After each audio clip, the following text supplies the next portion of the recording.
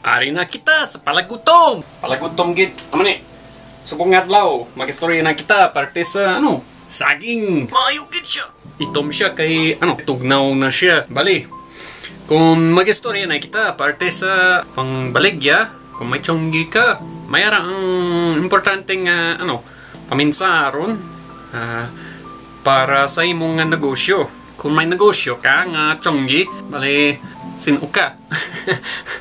Di bala? Kay damo kaayo ang tiyonggi dera sa inyo sa Pinas. Anong rason nga makatuang ko ang tiyonggi mo sang sa tiyonggi sang kalapit ko kung sang sa tiyonggi sang